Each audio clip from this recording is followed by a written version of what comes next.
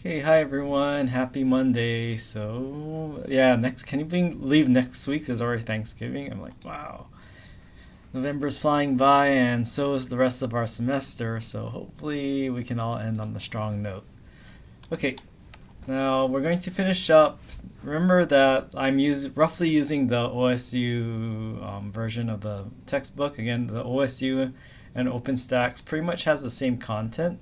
It's just arranged differently, and I think the OSU one kind of makes more sense than the OpenStax version. And the Martini version, now how someone asked, like, okay, well, I'm using the Martini version, so basically Martini chapters 13 through 15 are roughly equivalent to the same content as chapters 13 and 14 in the OpenStax, or well, I should say OpenStax, in the OSU version.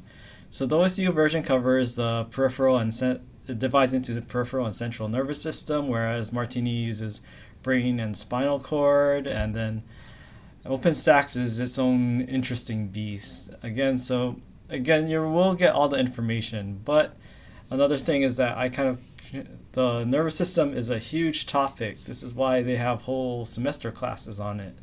So whatever I cover in lecture, that's the primary focus. And if you think you want more details, feel free to go into the textbook to supplement your learning as well.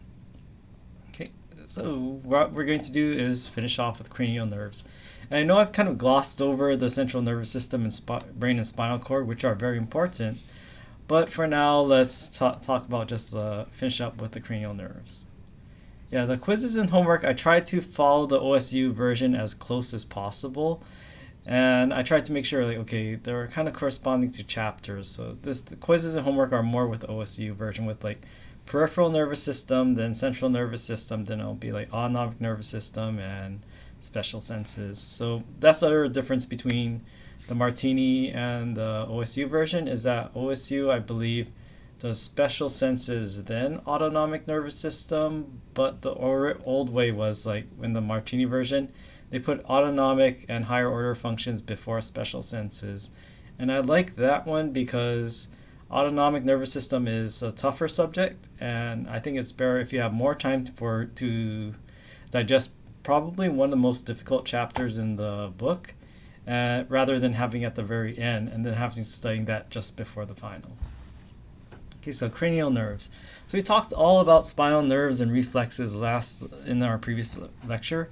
Now we're going to talk about cranial nerves. Now cranium, yeah, that's in your head, right? That's your brain. But they connect to and from the brain, and they're closely associated with the brain, but they are considered part of your peripheral nervous system.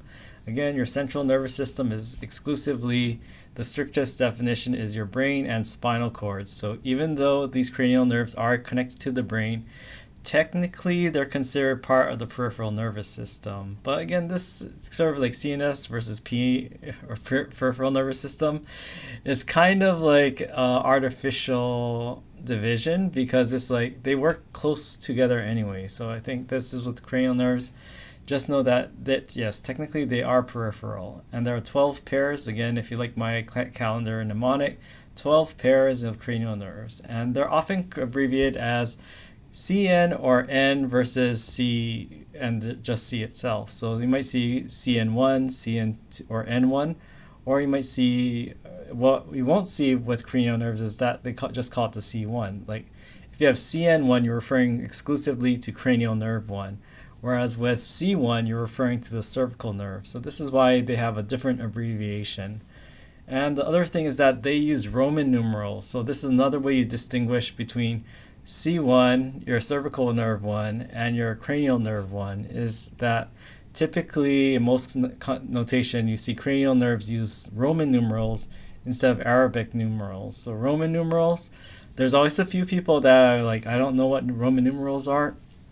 Luckily, there are only 12 pairs of cranial nerves.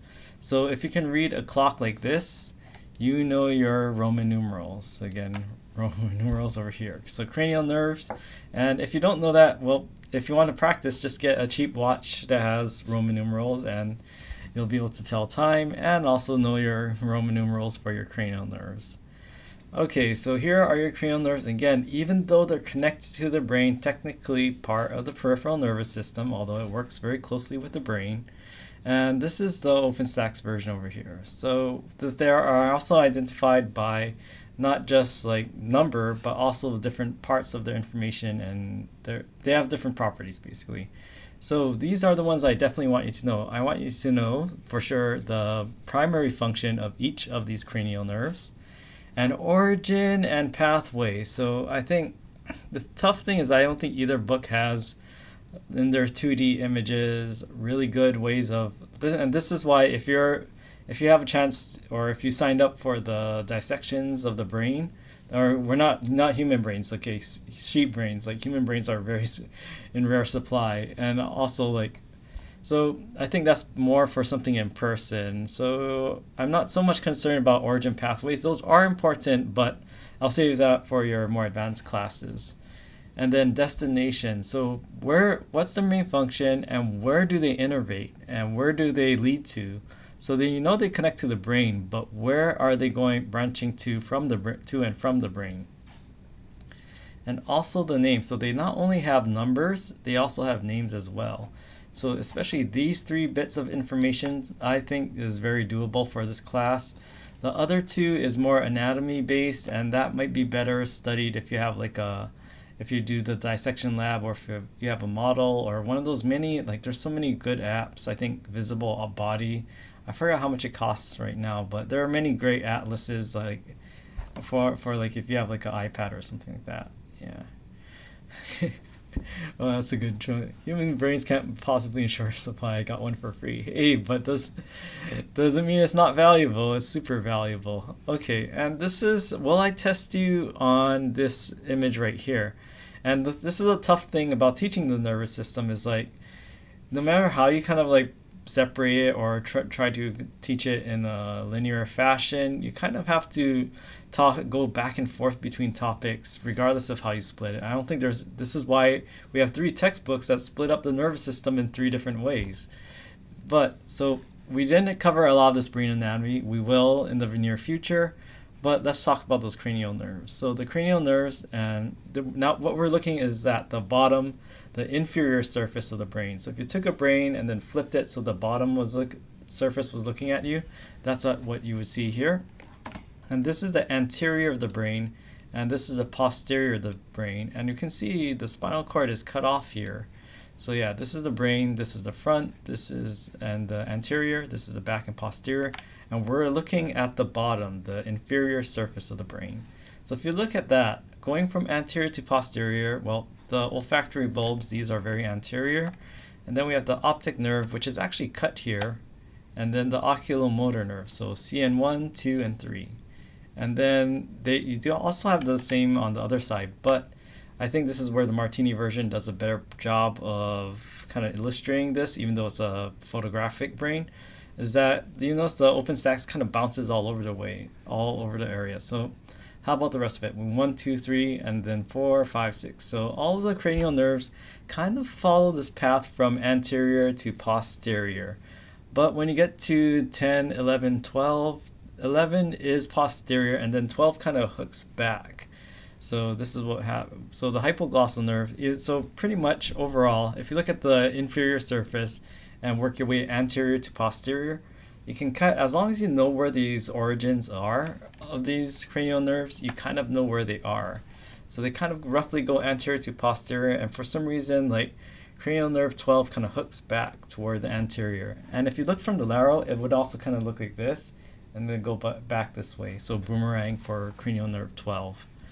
So at least that's how I was able to identify it when I was first learning this anatomy. But again, I'm more about the functions and naming, and also where these nerves are leading to and from the brain. So the olfactory nerve, so get that term very burned into your memory. So olfaction refers to smell. And hey, what do we have here? We have a cross section, so we have a mid-sagittal section, or actually without the septum. And what we have is the nasal cavity.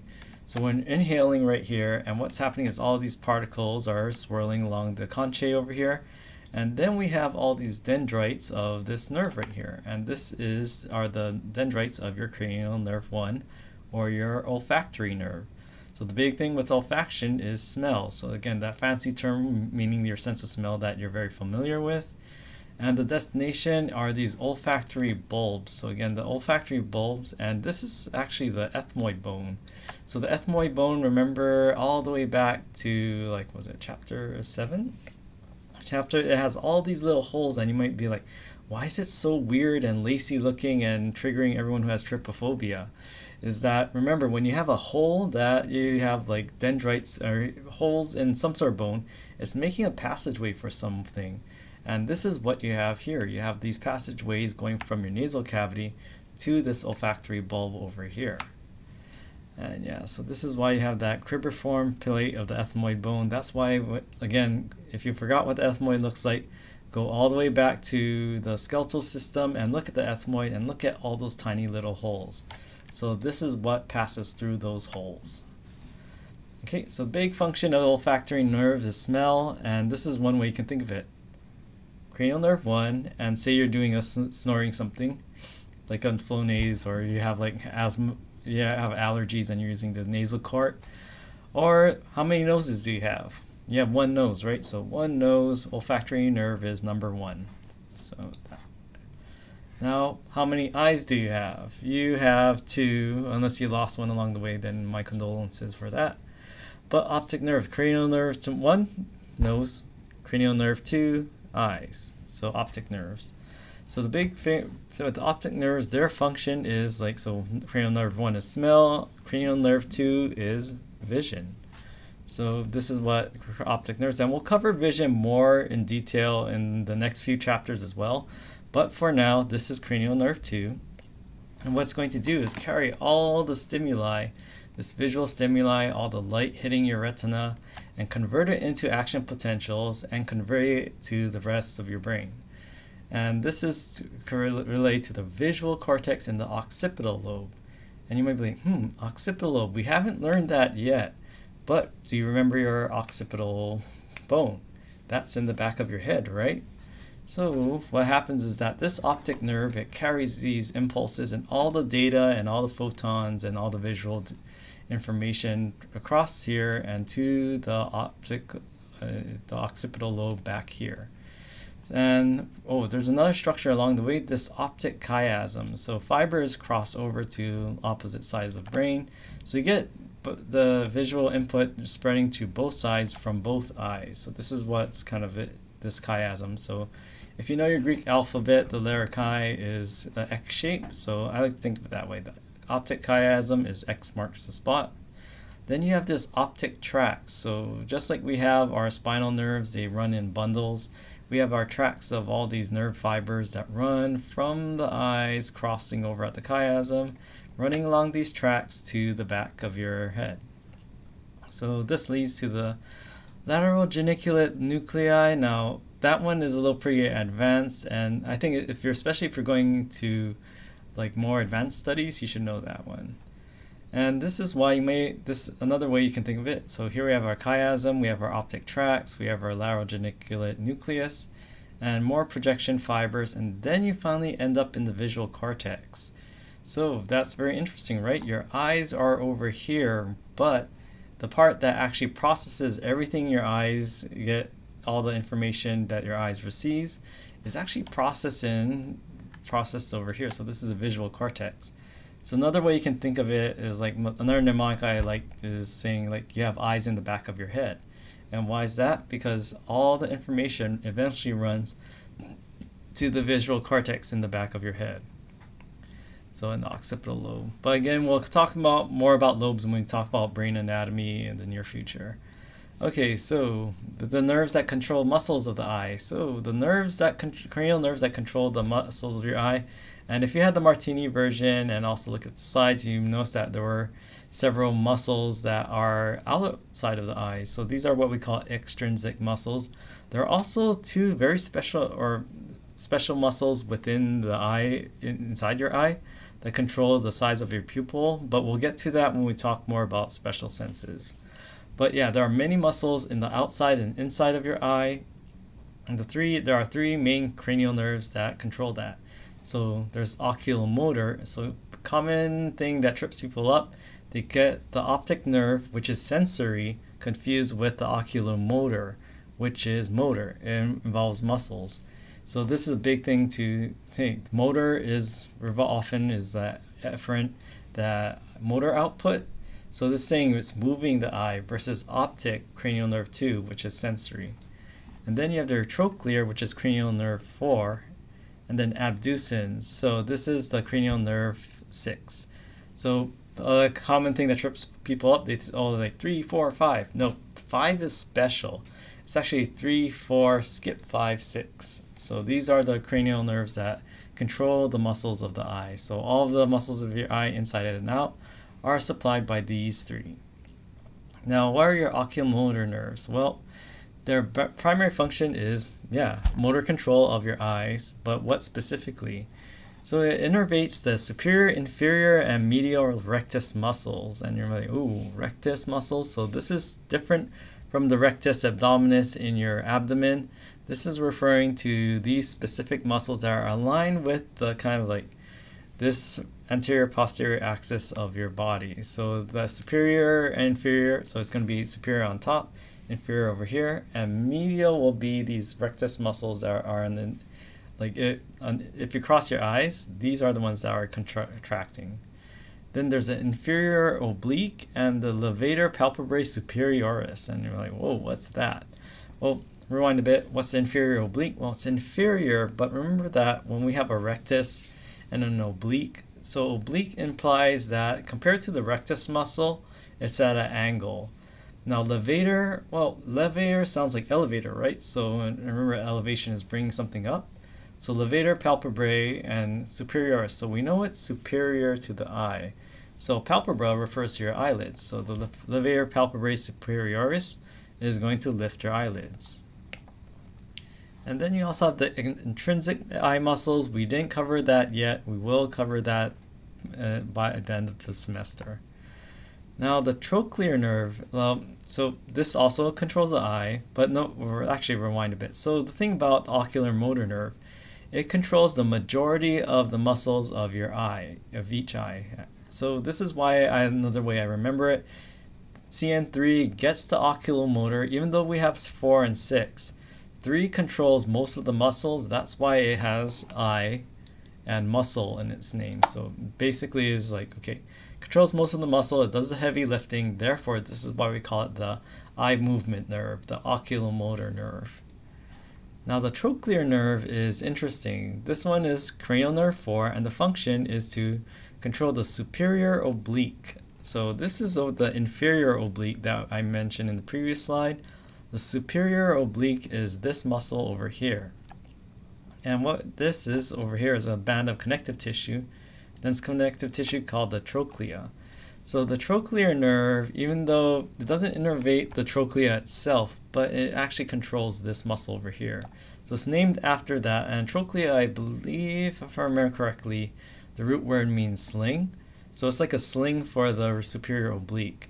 Now it's also like kind of like a pulley. So the funny thing is, like, you might think like, okay, superior oblique, if I contract this, then it's going to move my eye upwards.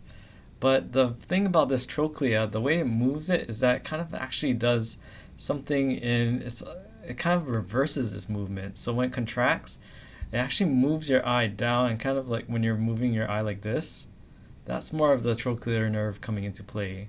So the superior oblique has that kind of action. So it's going to kind of have this weird sort of like rotational movement as well.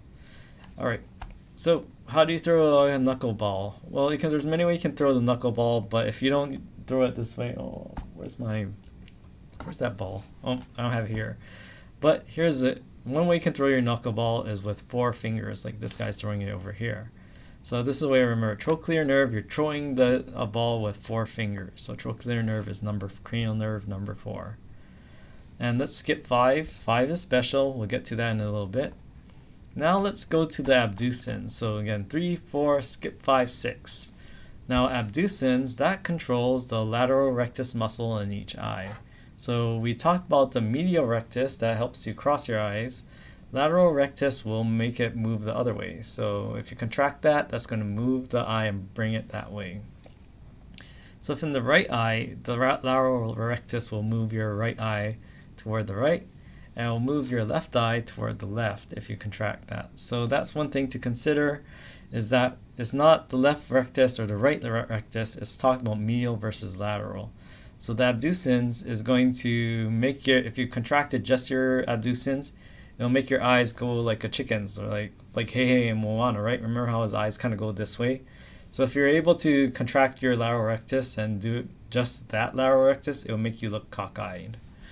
I don't know if that's actual like term or if that's just local, but yeah, it'll look like a rooster. And think about this way. Okay, story time. So say if you hang out with a group of friends and your friend is like, oh, check them out. And what's the way of not attracting attention? You kind of go like this, right? Versus like, yeah, but you always have this friend that they turn their whole head and they're so obvious, and the person they looks back, and then the whole group is like, oh shoot, they look back. So a more subtle way is to just do side eye, right? So abducens, you're kind of using a side eye versus turning your whole head. So this is one way you can think of it. That's abducens is your side eye, or sometimes you can think of it as like the cheating muscle. Like say you're in a relationship and you're kind of looking out and like looking to the side. That's what it is, side eye. So think of it as another mnemonic is, think of it, abducens sounds like abdominals, right? So when you're checking out a 6-pack of abdominals, this is what you're doing. You're using your abducens, but it has to be, you're actually using 2 cranial nerves. So it's the one that's more, if you're doing the lateral side eye, the side that's closer that's the abducens. When you're actually moving it this way, toward the median line, that's your cranial nerve 3. So that's the mnemonic. So think of it, abducens sounds like abdominals, and abducens is cranial nerve 6. Why? Because you're checking out a 6-pack. And I know there's always some super fit persons that says, I have an 8-pack or 10-pack, but the whole point of this is, or I'm not into abs. Well, my mnemonic doesn't work if you're not into that. So again, this is just for the mnemonic stuff. Yeah. So you cannot take the abducens, well, yep, don't use your abducens for that. Only use that when you're trying to be subtle. Oh, and I love this. Like, this is a previous, it's probably like old meme, but I love this clip. Hey, baby. So you're cheating on me? What? No. Who? Yes, give me your phone. You have to trust me. Do you trust me? Yes, I do trust you. Give me your phone now. You need to understand, like, this is a relationship. I trust you. I need you to trust me. Okay? Who the? Hey, baby. So you're cheating on me? What? No. Who? Who's texting us? This is my grandma. She's visiting. Your grandma. Okay, it's fine.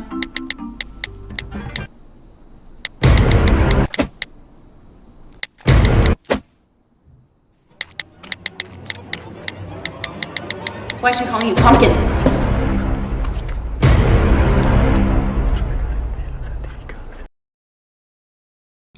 Yeah, I love that clip. So, say someone was able to just move their abducens without anything else. That's what she was doing. She was doing that side eye, the wicked side eye. So she was using her cranial nerve 6 to the maximum. And just like, yeah, this is actually from another student. Like, where is it? Was this on Vine or something? But yeah, I just love that one because it's like, wow, that's really good CG. So if you're able to do that, that's using your abducens. I don't know, if you can do that for real, like, show me. That's really crazy. Okay, back to controlling your eyes. So she had really good control of her eyes. She's able to fixate one eye and somehow use her abducens only on the other and her lateral rectus. Okay, so 3, and then, so this is the way I remember which muscles are controlled by which cranial nerve. So trochlear is exclusively just one muscle, very easy, superior oblique. And then abducens over here is the lateral rectus, that wicked side eye she was giving earlier.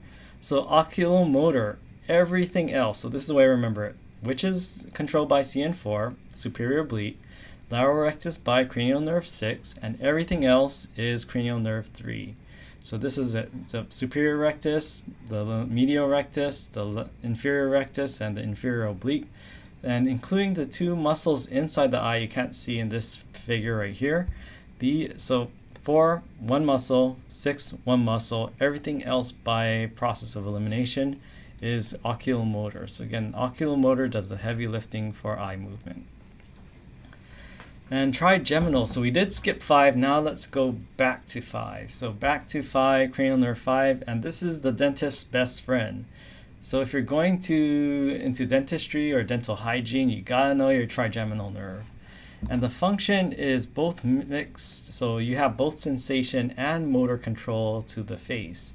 So it's both like feeling things on your face and also sending motor commands to the muscles of your face. There are 3 main branches you should definitely know: the ophthalmic, the maxillary, and the mandibular. So remember your maxilla, your upper, well, makes up many things, including your upper jaw, and your mandible, your lower jaw, right? Those lazy eye count. Yeah, ptosis you can't help, so don't worry about that. Okay, so this is a trigeminal nerve. So why is it cranial nerve 5, but it's considered like, why does it say tri like in tricycle? It's because of those 3 branches. So another way you can think of it, like with the rough anatomy of the trigeminal, is kind of go like this. So it's like a trident, right? So a trident is a 3-pronged sort of like weapon. So like you have a trident, that's what the trigeminal nerve is kind of like. So you have one going, that's the ophthalmic nerve, so that's going to go toward your eyes. So just like when you go to the ophthalmologist, they check out your eyes. Same with the ophthalmic branch. Then the maxillary branch, remember our upper jaw right here, and also part of our face as well. And then we have a mandibular branch. So this is why it's very important for dentistry, because where are your teeth located? In your maxilla and your mandible too, right? And you have all these nerves that carry sensation. So this is why it's very important to know your trigeminal nerve and cranial nerve 5. Again, if you're shadowing anyone, you gotta know your trigeminal nerve for sure. So yeah, many branches of these mandibular and maxillary nerves. So if you want to really impress them, you can know these sub-branches of these nerves. But what's the whole part of the, why is it the dentist's best friend? Well, since the trigeminal nerve is also involved in sensation, you might want to put, unless you want to operate on someone without anesthesia and cause them a lot of pain, you want to block the function of these nerves so that they're not feeling the nociception and triggering the nociceptors and causing your patient major pain. So this is why we often use, or for people who are in dentistry, and actually some of these are also used in other general anesthesia as well, but dentists love to use nerve blocks. And what they do is that we have these ion channels, or actually this is actually a channel that actually, this is a drug right here, this QX314. You don't have to memorize this specific drug, but what it does is that when it's absorbed by cells, this little drug kind of blocks these sodium channels. And sodium channels, what are they involved in? Hey, remember those action potentials? And what starts off an action potential? Let's see, push a cell or push a neuron to its threshold, and then you open these voltage-gated sodium channels. If you're blocking these sodium channels, can you do an action potential? So remember that first initial spike in action potential is caused by sodium flooding into the cell. If you're plugging it up and preventing sodium from entering the cell, you stop the action potentials, you don't have any signals of these nociceptors going to your brain. So what this does is this drug plugs these ion channels, especially the sodium ion channels, thereby blocking action potentials, thereby blocking the sense of pain. So sodium ions can't rush in, no depolarization, no action potential, no senses, no sensations, no pain. So this is why it's very, or if you've ever had like dental work, and especially when they inject the anesthetic, you ever feel that kind of like electricity or that prickly sensation? Well, that's that anesthetic taking an effect in these nerves. And this is also why if you have a good dentist, they warn you, and it sounds very scary. Hopefully you have a dentist that really knows their anatomy, because you don't want them poking your nerves and causing nerve damage. And that's why they always say, at least the oral surgeon I went to get my wisdom teeth removed, he said there's a chance of facial paralysis. And we're like, ooh, and permanent damage. Well, if he was a really bad oral surgeon and injected my nerve or damaged my nerve with a needle, then yeah, that could cause facial paralysis, because that would affect motor control of the muscles of the face. So unfortunately, if you have some dentist who does it has a really heavy hand and they damage nerves with the injection. That can be a result of that. Okay, so what happens if it does? Loss of sensation and trigeminal neuralgia. And this is really another terrible side effect because these people are having nerve pain. They have pain due to these nerves, even long after the surgery or whatever anesthetic long wears off. So you can also feel a chronic pain and it's like difficult speaking and chewing. So again, this is why you want, if you're trying to do injection of this nerve block or anything in the face, you want to really avoid hitting any nerves and causing permanent damage, because it either can overwhelm your patient with chronic pain or affect their appearance and their daily function. Like if you can't use the muscles that you use to chew or keep your mouth open or closed or just facial expression, that can also result as due to damage to the trigeminal nerve. Okay, so abducens we already covered.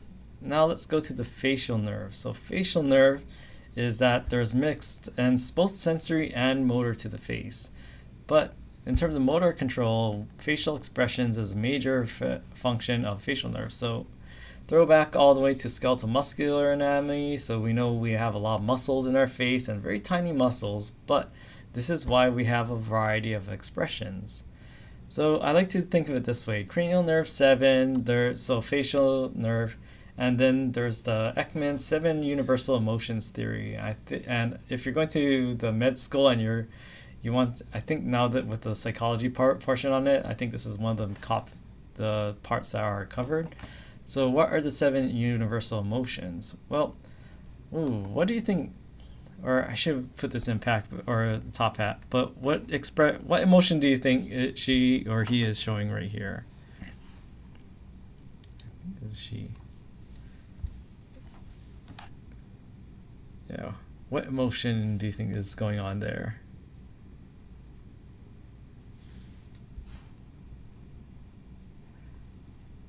Yeah. Yeah, it looks pretty like ooh, maybe you stepped on it, or maybe you're using abducens to check out their partner. Yeah, it looks angry, right? So anger. And how about this?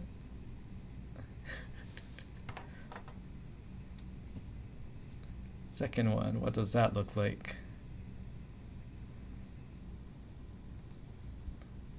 Worried, scared, fear, fright. Yep, that's correct. That is supposed to be fear.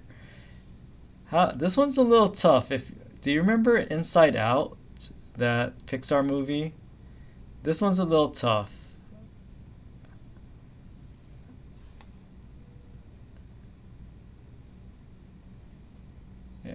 Yeah, disgust. Yeah, that's another emotion that's in this theory.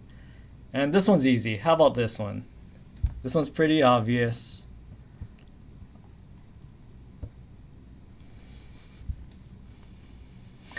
Someone said Stanky. That would be interesting if Stanky was in the DSM-5. Yeah, that one's happiness. Yeah. How about this? This one's pretty obvious. Don't overthink this one.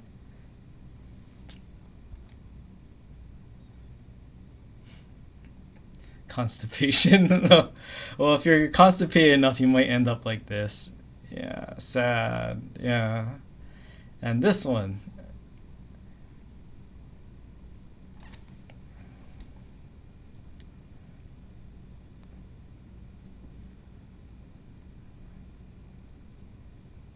Yeah, shock or shook. Yeah, surprise.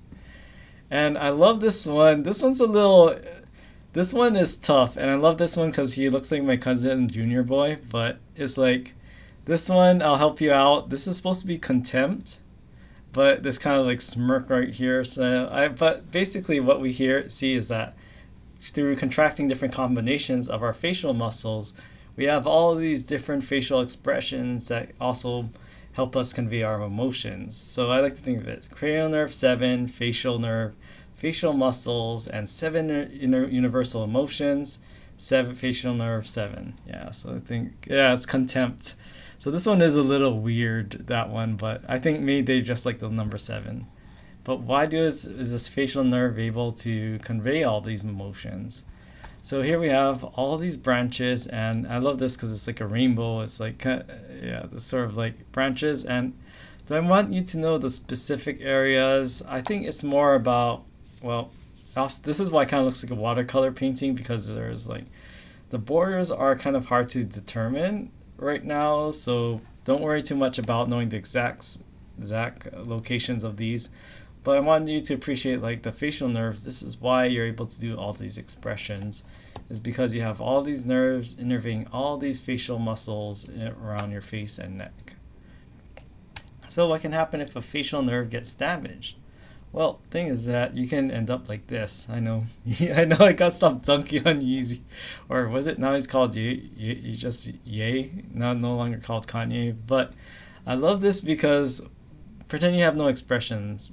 You end up with RBF, right? So this is what happens in a condition called Bell's palsy. So just remember like how with shingles we have our infection of a spinal nerve. Well, if you have it with the cranial nerve, this is what can happen. So if you have facial nerve number 7, the cranial nerve number 7 being affected, it can cause this temporary paralysis of that nerve. So frequently due to viral infections, do I want you to know exactly what viruses? Not really, but just know that this condition often results from viral infections. So why only one side? Well, think of it this way. Remember that just like your spinal nerves and just like shingles typically only erupts on one side, if you only have one of your facial nerves affected, it's going to only affect the muscles on that side. So the thing is that cranial nerves come in pairs. So which side do you think is affected? And let's see. Which side is paralyzed? Left, right. Let's do a quick poll.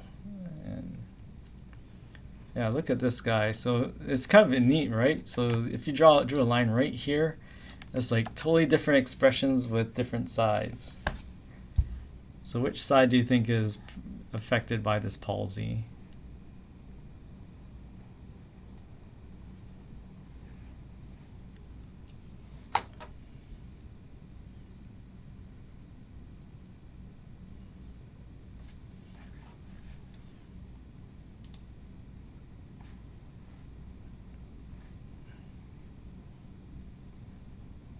And I remember there was one year where they were like, oh, it's like, wow, it seems like he looks younger on one side and he looks older on the other side. It made him younger on one side.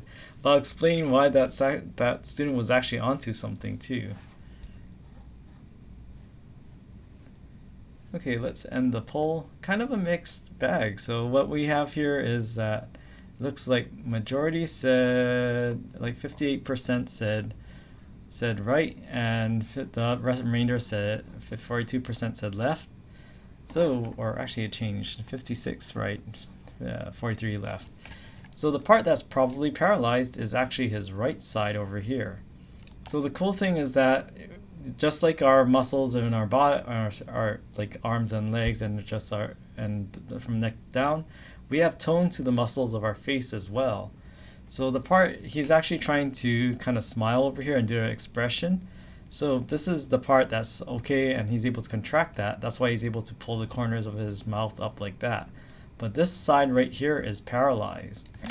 So if you've heard of Botox, what do they do? So you have the Botox comes from a toxin that helps to paralyze nerves.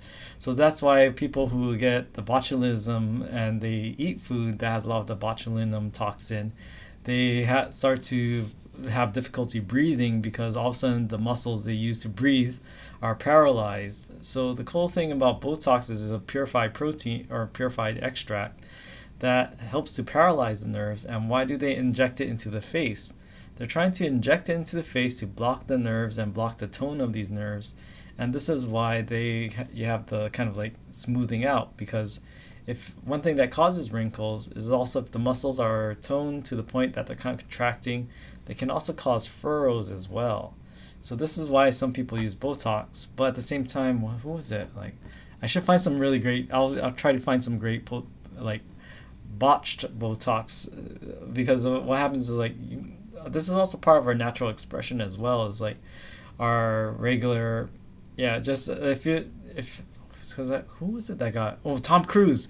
I swear, I think it was Dr. Yoon that he thinks like Tom Cruise got, it's not filler, maybe some fillers, but maybe he got too much Botox because it looked like everything kind of just sagged right there. And this is the thing, is like when you relax all those muscles, gravity takes over as well.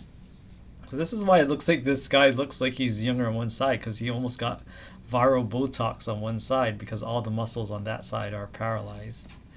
But yeah, that's how. So again, don't overdo the Botox because you're paralyzing the muscles. But that's interesting. You go from food poisoning and to plastic surgery and cosmetics. But anyway, in the cranial nerve 8, so vestibular branch and the cochlear branch, we'll cover that more in detail when we talk about special senses. Don't worry too much about, or actually, like, if you want to study ahead, you can. But for now, I'm just going to do a brief summary. So we will cover this more in detail. But what we have here is the vestibular cochlear nerve, CN8. So this is branching off into the vestibular branch. And this is involved in your sense of equilibrium. So all the structures over here. And over here is your cochlea. So cochlea looks like a snail, and that's where it gets its name. And this is the part, that organ that's involved in your sense of hearing. So that we'll cover that more later on. For now, so the vestibular branch, that's the part that innervates all those structures that maintain your sense of balance. So also in like your sense of like acceleration and movement and gravity, and also whether you're spinning in all three axes. And this is also, yeah, so think of it this way. If you damage your vestibular branch and cause false sensations of movement, this is one of the underlying reasons why you get vertigo. So vestibular, think vertigo if you damage it. And another mnemonic, so cranial nerve 8. We're talking about vestibular cochlears and hearings. So what's the 8th letter of the alphabet? Right? Sing your alphabet song. 8th letter is H. So H for hearing. So I think of that. So your cranial nerve 8 involved in balance and hearing. And also how many notes in an octave. So octave has 8 notes. So this is another way to remember. If you're very musically inclined, you can use either one. So H for hearing, or 8 notes in octave. Cranial nerve 8 is involved in balance and hearing. Now, glossopharyngeal nerves, now the function of that is mixed to the sense, so it has both sensory and motor. But gloss, well, we kind of glossed over gloss in terms of skeletal muscular anatomy. But whenever you see that root word gloss, that refers to tongue. So the glossopharyngeal nerve, and so here is basically the tongue and pharynx nerve. So pharynx is kind of like roughly approximately your throat. So think of it, tongue and throat nerve is glossopharyngeal. And the pharynx, and it's also involved in your gag reflex. So another way you can think of it is like, so this is the glossopharyngeal nerve, so going to the tongue and the posterior third of the tongue, and also the pharyngeal branches innervate all these muscles that help to function in swallowing and control the throat. But also a sensory part. So I like to think of it this way. The mnemonic I like is, think of a 9. Some people, maybe when they draw 9s, it kind of looks like a G. So I think of it, glossopharyngeal is like G as in glossopharyngeal, or gag reflex. And I think it's like, I haven't gone to the site for forever. There used to be a site, I don't know if it's still up, probably has like nothing but old memes, but there used to be something called 9gag, so I think of that. So glossopharyngeal, gag. So, but I mean, even it's old memes, I liked it because it's kind of associates glossopharyngeal 9 with the gag reflex. So that's why I like it. Vagus nerve, I'm going to cover very briefly for now, but when we talk about the autonomic nervous system, this is very, very important, especially if you're going to deal with anything internal medicine. So the function, vagus and vague actually come from the same root word that means wandering. So the thing is, the vagus nerve is both sensory and motor, and actually has a vague function because it does so much in the body. So what it does is affect the function of many internal organs, and it's the longest nerve of the autonomic nervous system. So I think this is where I got that term wanderer, because it wanders throughout the body and innervates so many of the internal organs. So then, especially when we talk about the parasympathetic nervous system, the vagus nerve is super important for that. So the vagus nerve starts all the way here, and then where does it end up? So you find that there are pharyngeal branches. It does help with the throat, but then it goes all the way down here to all these internal organs. So everywhere from your heart, lungs, digestive organs, even down to the large and small intestines down here, and also the reproductive organs and your bladder. Actually, not reproductive. Take that back. So it's, again, the large and small intestines. So what we have here is the vagus nerve. This is the longest nerve in your autonomic nervous system, and it's going to have all these ganglia. And we'll talk more about this when we talk about the autonomic nervous system. But this is like very. I may have to do this, but I think of it this way: where is this? What city is this? I like to think of this as like, yeah.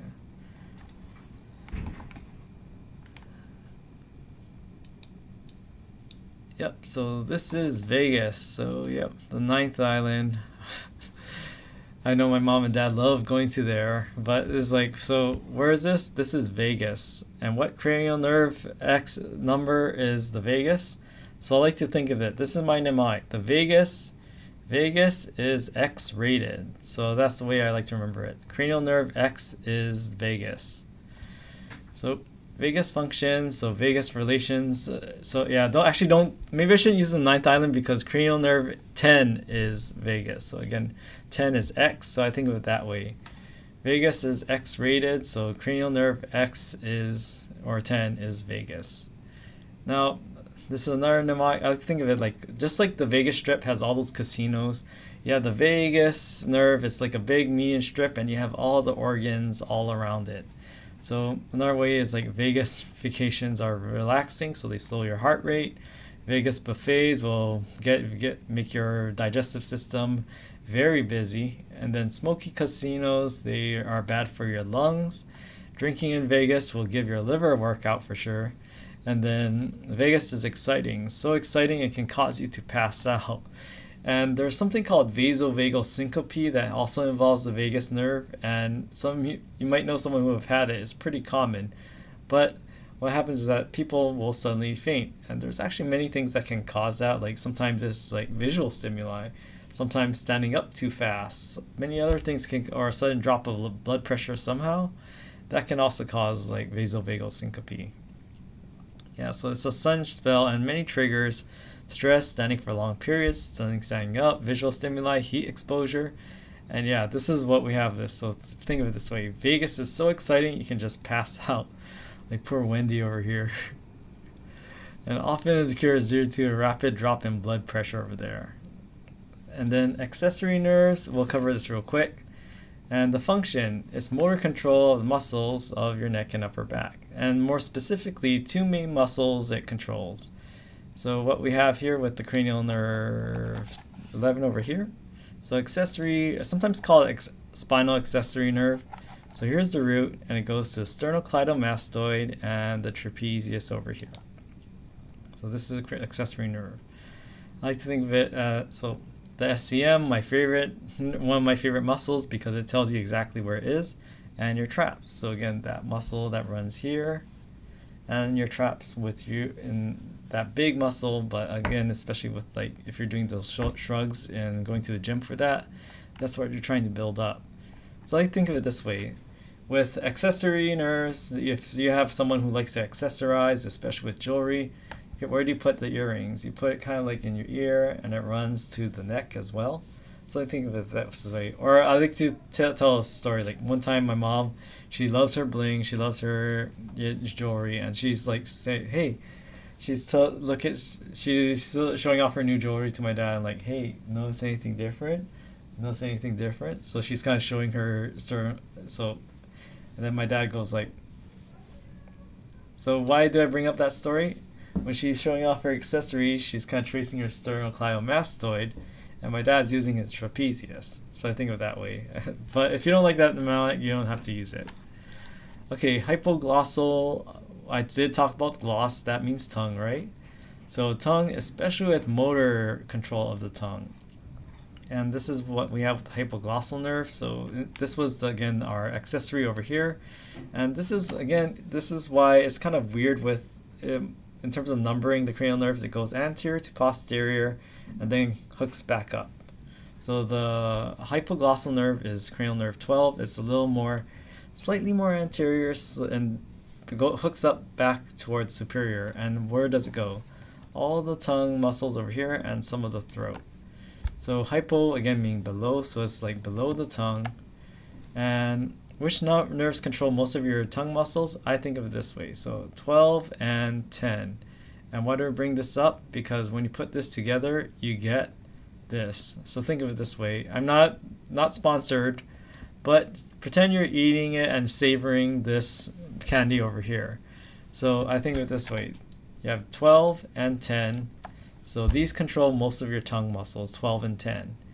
And what nerves carry most of your tongue sensation? Not 12 and 10, but how much does this cost? In this case, for the mnemonic, I think of it as 79 cents. And why does it cost 79 cents? Because that's the most of the sensation of the tongue. You have cranial nerve 7 in the anterior 2/3, and also cranial nerve 9 in the posterior 1/3. And you also have cranial nerve 10, but cranial nerve 10 is more on the epiglottis and epiglottal region. So I like to think of it, when you're savoring, moving your tongue around and digesting this, you're using 12 and 10. But if you're sensing it, what are you doing? You're using 7 and 9. Left Twix or right Twix? I'm not sure what the difference is. I'm more about the flavor of Twix. I'm an ambidextrous Twix. I'll say that. Okay. And there are many mnemonics, so the names of them, I definitely want you to know all of these, so you should know all the names for these nerves and the numbers. So there are many mnemonics, some very spicy, some not, but this is the G-rated one, so only once one takes the anatomy final. Very good vacations are heavenly. So this one's a nice G-rated one. There are much more spicier ones, but I'm not going to talk about that in this class. And cranial nerves, functions. So remember that sensations, you're getting information from a tissue and giving it to your CNS.